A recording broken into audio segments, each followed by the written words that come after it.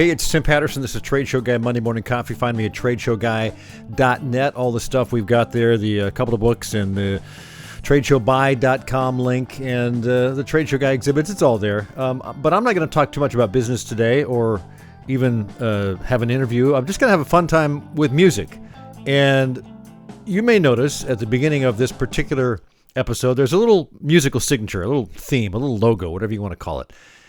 And I came up with that about 3 years ago. I did the math. It was like, I did this for 2018. So I've used it for 3 years. And my thought when I first did it was, I'll use just kind of a throwaway ditty. There's not much to it. I just sat down, played my guitar and drums and bass and did, I think, one or two overdubs and got it. It's 30 seconds. And I thought, well, okay, I'll use that and I'll find something new later. Well, later's now. It's 3 years later and I never managed to get around to replacing it. So what I'm going to do today is show you some of the things I'm playing with in Logic Pro, which is the really cool sound creation and audio production software that I've been learning over the last year or more. There's so much to it. It's like learning to drive a 747, but there's so much there. Anyway, I've learned a few things, and I decided this time to use the tools they have in Logic Pro. There's loops of all sorts of musical instruments and percussion, and so I'm going to give you a handful of the things I've worked on, and then I've narrowed it down to 4, and hopefully you can chime in and let me know what you think of the top 4. And eventually here in January, I'll launch the show, or I'll go into the show with a new theme. How about that? A logo, an audio logo. So let's give it a shot. The first one I came up with is not in the final mix. It's not in the final cut, but it's kind of a cool thing, and it goes like this.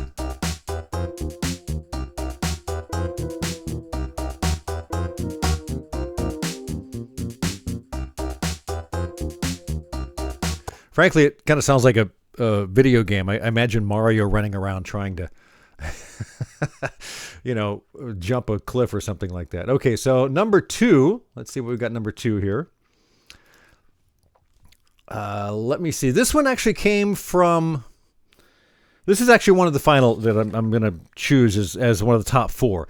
It was sort of inspired by a theme of a TV show my wife and I watched about a year ago. There was a 4-note signature that opened it, and I kind of borrowed that, and then I went in another different direction other than what the TV theme was. But this is how it sounded, or the first 4 notes, and then I kind of, like I say, went elsewhere, as it were.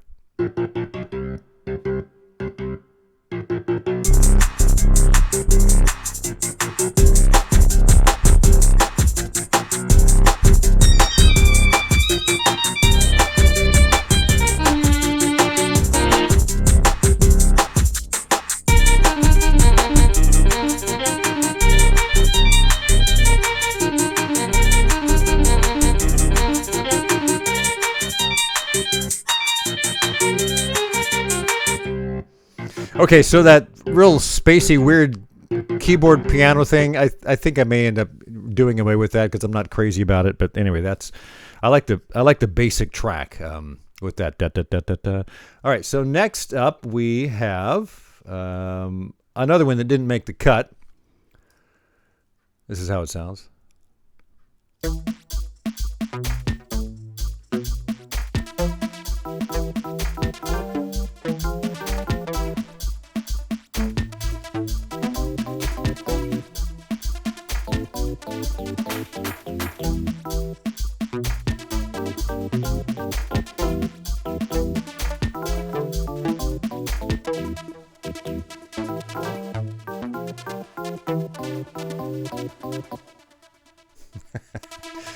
All right, so you may be asking yourself the same question I've been asking myself. So what is a theme for? Why would you have a theme? There are so many podcasts that open up with nothing. Just, start talking. And there's nothing wrong with that. There's also the other end where I listen to Tim Ferriss's podcast on occasion. He's got this whole produced intro that he's been using for years with movie bit drop-ins and music and all this sort of stuff. And to me, it's too much, but that's Tim, and he can do it. He's very successful at what he does. I would probably change it up and make it shorter. But I figure, okay, for the whole theme, 30 seconds is tops. And at the very beginning, as you probably notice, I use maybe 4, 5, 6 seconds. So the first few seconds has got to be unique and grabbing, and then it fades underneath as you start talking and it fades away. And then at the very end, I play it again. That's kind of the way I like to do it. So that's kind of my approach to the theme and how we come up with it. Number 4, which, let me see if I'm using this. No, did not make the cut either, but this is kind of a fun thing as well.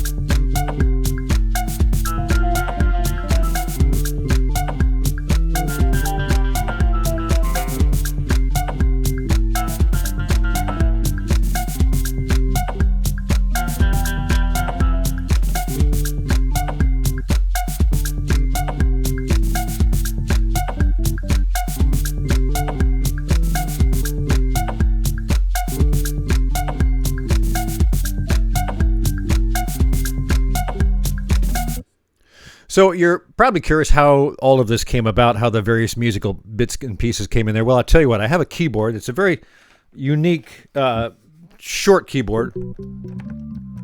It gets hooked up, and you can change the sound on it depending on what kind of software you pull up. This right now is what they call the progressive organ.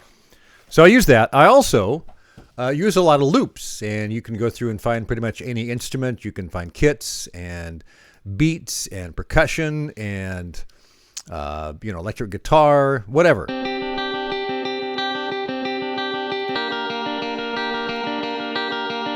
And then if you like it, you drag and drop it into the note or the piece of the music you're working on anywhere you want, and you just kind of mix it in, and you can change key of it. It's all electronic. It's quite interesting. So let's move on to the next one here. Number 5 is on the final 4. It's called, I kind of named these top 4 so you can kind of delineate them. This is called Subway. And so far, this I think is my favorite, but we'll see what happens when it all comes down. We'll see what people say. So this is number 5.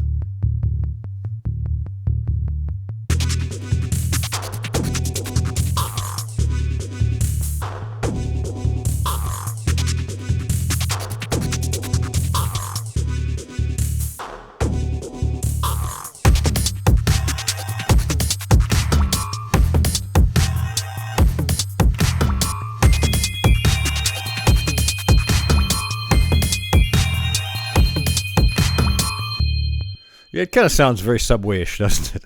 So that's number 5. We'll call that Subway. We'll move on to the next one, which also made the final top 4, I guess, as it were, the last round. This one is a thing that I've named Punkadelic. And I came up with this one as I was listening to a bunch of Parliament and Funkadelic. And there's a little 70s funky feel to this, at least with the beginning keyboard. Let's see how this sounds.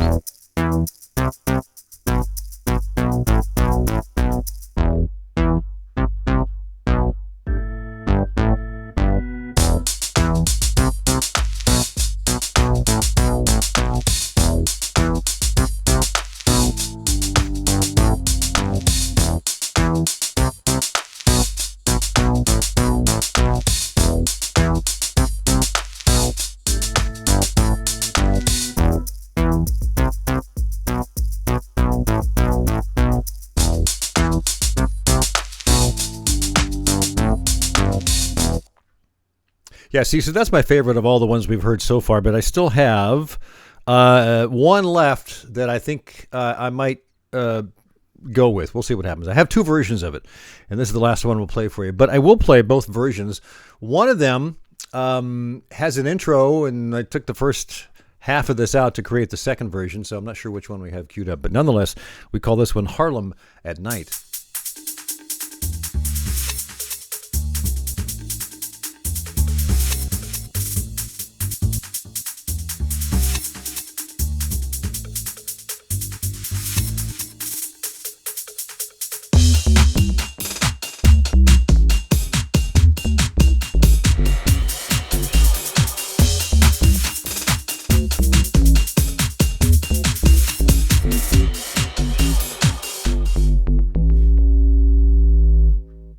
I kind of like that. That's kind of cool. Now for the I guess the second version of that, the shorter version, I took off that beginning, and this is what that sounds like. I may just go with this one if this one makes the final cut, and it just starts where the everything else kicks in.